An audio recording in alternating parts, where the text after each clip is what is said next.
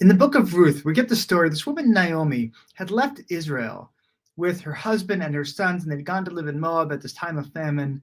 And while they were there, her sons had gotten married, and then her husband and her sons had all died over there. And she came back really bereft, but followed by her two daughters-in-law. And she turns to them and says, "Look, ladies, turn around, go home.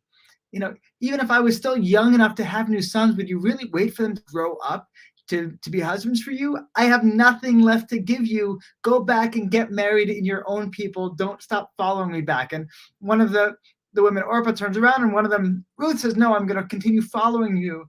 But this whole idea that I want to talk about even if I was to have more sons, would you wait for them to grow up? This is really a key point in this whole idea of Yevamot. We're starting the Masechta Yevamot today, and it's a whole tractate about what is known in English as Levirate marriage. And so we're starting off on Daf 2 because we always start on Daf 2, not on Daf 1. And it's going into all these different areas about who marries who. First of all, what is Levirate marriage? If anyone's not familiar, it means that if somebody dies without having any children, he's married but he has no kids, his brother is asked to step in as a new husband to his wife and have children in his name. If a man dies. This was something that was done in the ancient times. We don't do it any longer. We ask everyone to do what's called the chalitza to get out of it. We'll go into all of this. This whole Masechta of Yevamot is very long and goes into lots of details. We'll hit lots of these points.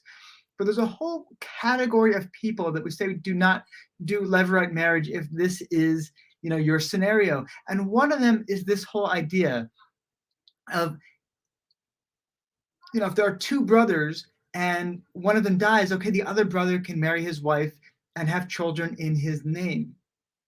But what if there's only one person who has no brother, and then he dies, and then a brother is born to him? His parents have children much later, and after he dies, a new child is born.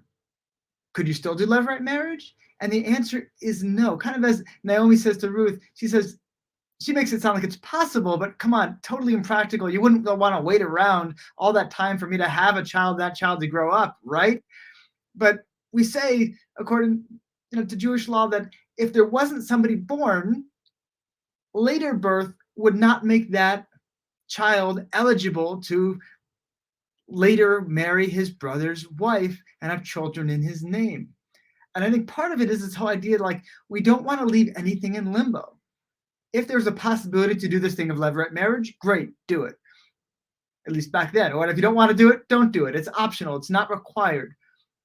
But this whole idea of, well, maybe it will become possible in the future, therefore don't go on and marry anybody else. No, we'd be leaving people in limbo. So we say one of the categories that we do not marry is the child who is not yet born.